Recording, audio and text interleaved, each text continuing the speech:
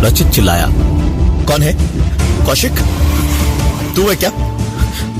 मजाक छोड़ यार। टाइम पे हॉस्पिटल नहीं पहुंचे तो विशाल मर जाएगा भाई, विशाल मर जाएगा। रचित ने इतना कहते कहते अंधेरे में देखने की कोशिश की तो कुछ भी साफ दिखाई नहीं दिया। कुछ कदम दीवार पे स्विच ढूंढने आगे बढ़ाए तो किसी छोटी सी स्टूल जैसी चीज से उसका पैर टकराया और कुछ भारी भरकम गिरने की आवाज हुई। किसी भी चीज की परवाह किए बगैर रचित ने फोन की टॉर्च जलाई तो टॉर्च जलते ही किरकिराकर बंद हो गई। अब मोबाइल की स्क्रीन की ही लाइट थी और उसी रोशनी में देखा तो सामने एक स्टूल गिरा हुआ था जिस पे रखा हुआ रिकॉर्ड प्लेयर भी नीचे गिरा था।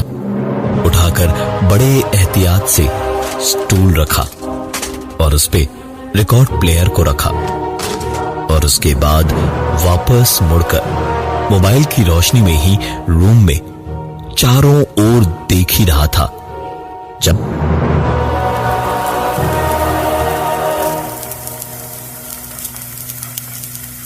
आवाज थी तो हल्की, लेकिन ऐसे सन्नाटे में रचित के बदन में दौड़ता हुआ खून, रचित धीमे धीमे डर के घूंट निकलता हुआ पीछे वापस पलटा तो मोबाइल की रोशनी में साफ साफ देख पा रहा था कि कोई रिकॉर्ड नहीं था, लेकिन स्टूल पे रखा हुआ ग्रामोफोन प्लेयर अपने आप चल रहा था। रचित एक ही पल में पसीने से तरबतर था।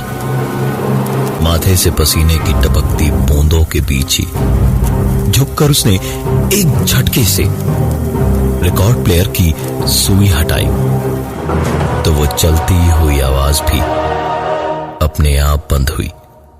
कुछ देर खड़े खड़े रचित बस उस घूमते हुए प्लेयर और उसकी उठाई हुई सुई को देखता रहा और फिर जब कुछ भी नहीं हुआ तो रचित का खून दोबारा दौड़ने लगा और वो पलटकर कमरे को मोबाइल की रोशनी में देखने की कोशिश करने लगा, लेकिन कमरा काफी बड़ा था और रोशनी बहुत कम। आगे बढ़कर इधर उधर दीवारों पर देखने लगा कि कहीं कोई दरवाजा हो, लेकिन सामने दीवार पर हर जगह उसे ऊपर से लेकर नीचे तक सिर्फ कई सारे नाम लिखे हुए दिखाई दिए और लिखाई किसी बच्चे की टूटी फूटी लिखाई जैसी थी।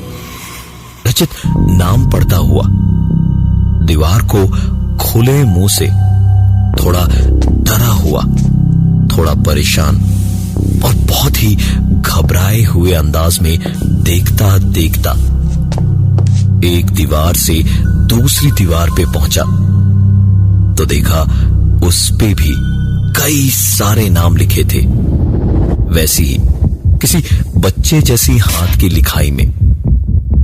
अचानक ही घबराए हुए हाल में रचित की नजर मोबाइल फोन पर पड़ी तो देखा फुल सिग्नल आ रहा था। उसने तुरंत कौशिक को फोन मिलाया और फोन मिलाते ही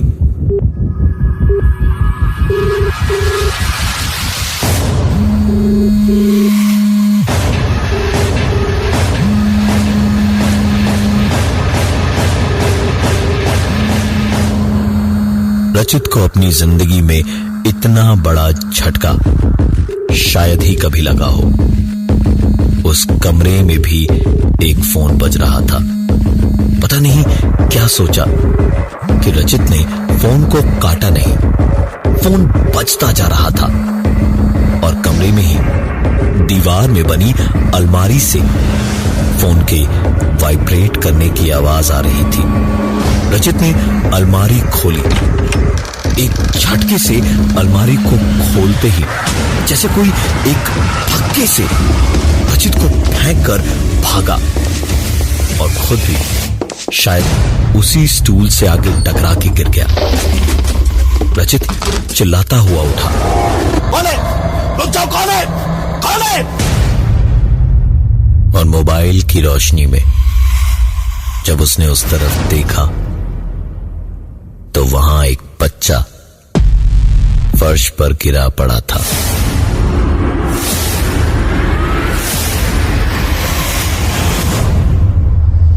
रचित के चेहरे पर अचानक ही डर की जगह फिक्र दिखाई दे रही थी। रचित तुरंत ही उस बच्चे को जगाने की कोशिश करने लगा, लेकिन वो बच्चा जागना तो दूर, हिल भी नहीं रहा था। रचित ने उस बच्चे को जगा पाने की कोशिशों में ध्यान ही नहीं दिया कि कोई एक एक कदम फेंकता हुआ ठीक उसके पीछे आके कब खड़ा हुआ और बोला, अंकल रहने दो, मैं नहीं उठूंगा क्योंकि मैं तो मर चुका हूं ना। रचित तुरंत पलटा और डर, घबराहट, बेचैनी या खौफ कुछ भी महसूस कर पाए इससे पहले ही रचित बेहोश होकर वहीं गिर पड़ा। रचित एक ही पल में इतना डर गया था कि तुरंत ही बेहोश हो गया। पर एक ही बात उसके दिल में थी, जो मांगे दे दूं, बस मुझे कुछ ना हो। बेहोशी में रचित को अपना नाम धीमे धीमे सुनाई दे रहा था। उसका नाम कोई बहुत करीब से उसके कानों में पुकार रहा था, जैसे धीमे धीमे धीमे धीमे। रचित को पुकारती हुई आवाज साफ होती गई और आखिरकार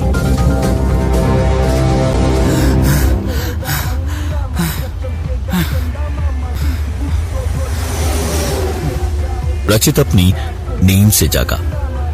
गाड़ी में पीछे की सीट पर बैठे हुए रचित सो गया था, लेकिन नींद टूटी तो रचित ने अपनी दोनों तरफ देखा।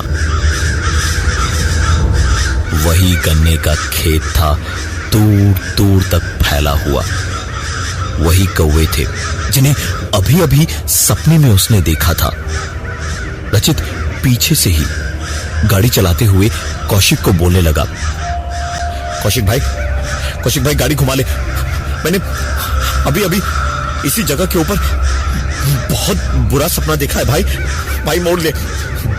मेरी मान, हम दूसरे रास्ते से चलते हैं भाई, ये रास्ता बहुत खतरनाक है। कौशिक जोर से हंसा और उसने पलट के बोला, ये हमारे रचित साहब बहुत पहुंची हुई चीज है? आपको सब पहले ही दिखाई दे जाता है। कौशिक के इतना कहते कहते ही रचित, कौशिक और विशाल की आंखों के सामने वही एक नजारा था जिससे रचित के सपने की शुरुआत हुई थी।